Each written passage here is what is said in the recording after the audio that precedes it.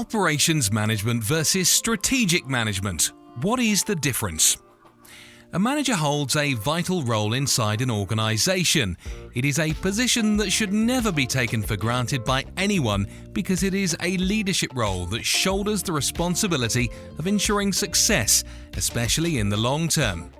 An important part of securing continued success for a manager is to ensure that operations run according to plan. And there are two specific operations that need a manager's attention: strategic management and operations management. What does this mean? Operations management, simply put, deals with the everyday operations of an establishment. This runs a smoothly run business that ensures productivity daily. Strategic management, on the other hand, deals with maintaining this competitive edge while continuously thinking of different ways to run away from the competition. To understand the difference between the two, we will dive deeper into each one, starting off with our daily encounter of operations management. If you're new here, consider subscribing to this channel to continue receiving great weekly videos on consulting. Don't forget to hit that notification bell so that you can get informed every time I publish a new video. Operations management. As mentioned earlier, operations management is concerned about the daily operation of any venture. Those who are appointed this role will be concerned about effectively using the following: 1. Staff. 2. Materials. 3. Equipment. 4. Technology. An operations manager must be able to fully utilize all four to a certain extent. That shows efficiency in the production of the goods delivered to any target audience your venture has set its eyes on, while ensuring minimal waste of these resources. To dive even further, there are certain aspects of an operations manager that is required to pay particular attention to. Supply chain. The pandemic has taught the world how important the supply chain is in delivering services and products to its intended customers. And it did not matter whether it was international or domestic. Having the slightest fail in its process can cause a huge backlog, causing significant amount of strain on logistics. Having a manager oversee this closely lessens the strain that it causes in its processes by being able to respond efficiently to any problems. At its core, the chain of supply and operations management is different because one deals mostly with the logistics outside the establishment, like negotiating contracts and evaluating the quality of the supplier. On the other hand, the latter deals mostly with what's going on inside. At the same time, these two are connected simply with the qualities and skills necessary to oversee both facets, which include: 1. Organization skills. 2. Ability to make the hard choices. 3. Setting specific goals for the operation. 4. Leadership access platforms. 5. Effective and efficient communication. Theories around operations management. Ensure that everyone is doing the necessary things to ensure the effective and efficient production of the products and services that your venture promises to deliver. This is the core of what being an operations manager does. Sounds easy enough, however, efficiency and effectiveness never come easy, especially when it involves overseeing the activities of multiple numbers of individuals.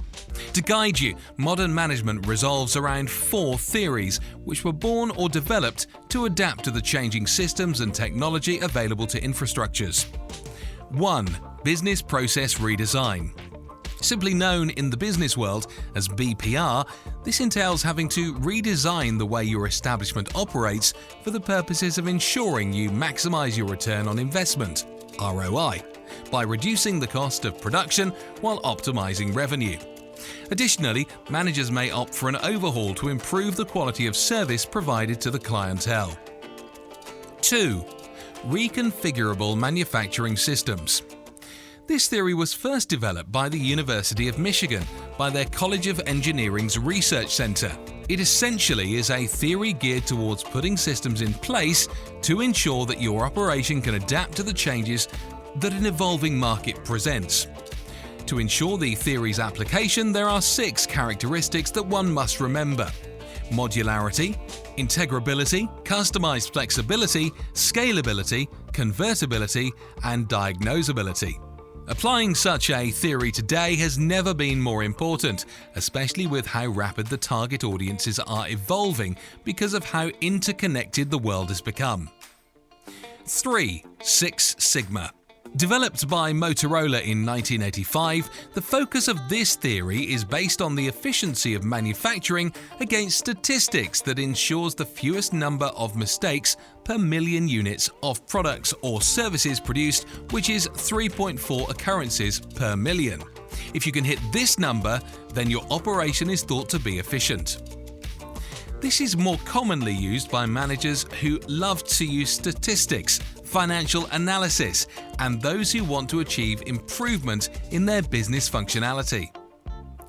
4. Lean manufacturing.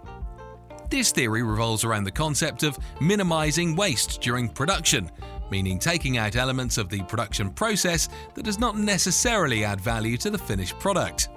Production wastes can be classified under transportation, inventory, motion, waiting, overproduction, overprocessing, and defects. Operation management, however, is one of the many aspects that an establishment must look into in order to develop continued success and an edge over the competition. Management should consider a strategic approach to the business. For this purpose, strategic management was developed.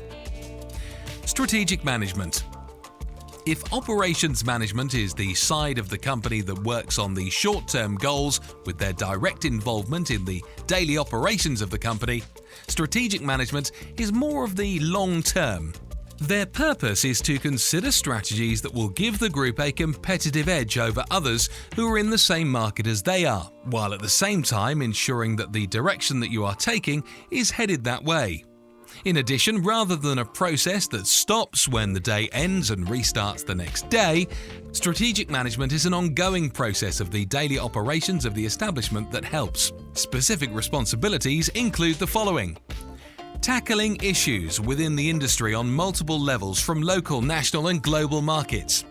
The ability to assess the data and analytics that are available and being able to turn these into clear and logical recommendations. Analyze the overall well-being of the workforce while being able to take advantage of marketing opportunities and take the necessary precaution to hit back against competition. Work in collaboration with different clients and other members of your staff, top or bottom. On top of these responsibilities, one important trait that a strategy manager needs to have is being inquisitive. This means you can pull conclusions from the available data. However, to ensure every potential outcome is covered, the individuals who are directly involved in strategic management are diversified. It allows for more encompassing questions to be raised against the recommendations made for contingencies to be put in place to counteract any setback that these may cause. Risk Assessment Group. As mentioned, strategic management is an educated guess. One forms a hypothesis of where the organization is heading to in the future. Then, as a group, actions are taken to achieve the goal through the recommendations made by the strategic management. However, like any hypothesis, this is nothing more than an acceptable prediction, an educated guess since actions were pre-constructed for employees to follow. Just like any other predictions, this involves risk, and that is why a risk assessment group is an essential part of the strategic management. Their role is to analyze these risks and come up with the contingencies which were mentioned above. In short, they are there to ensure that the plan is flexible enough so that it would be easy to react when setbacks arise. One question you might ask is why set up another branch of management when there are already a board of directors who could make this decision? Simply put, delegation. The board might have other pressing matters to attend to. Browsing through data for the future might be the least of their worries. Besides, having a team focused solely on strategic management has benefits, such as 1. Ensure a more sustainable growth through performance efficiency of the organization overall. 2. Makes the organization more cohesive by showing the need for communication. 3. Develop industrial awareness leading to a deeper understanding of how the industry you're involved in moves. Essentially, strategic management is comparable to gambling. This means it requires a strong, inquisitive insight, because once the plan is carried out, you can only hope that it is going according to plan, and by doing so, the risk of losing everything will always be there. Conclusion. To sum it up, the roles of operations management and strategic management is different because one is for the short-term outcome of the strategy that is being implemented, and the latter is more concerned about the long term and the direction that the establishment is recommended to go home to. They are also different with who they must be dealing with and the way they go about their day. However, if you look back at it closely, you can see how intertwined these two operations are. In fact, if you think about it, one person could hold both positions and would not have a problem with their transition because the qualities that are in an operations manager is like what a strategic manager has. The only difference is the scope as to how much you cover. Regardless of this, however, one supplements the other, and it is vital that it stays the same way. One is vital for the other to continue growing because without the daily activities in the establishment, the products would disappear. And remember, at the end of the day, what's important is getting the customers their due. If you liked this video, give us a like so that we can make more videos like this one. And tell us in the comments section below what type of videos you want. Lastly, don't forget to subscribe to the channel for more weekly videos.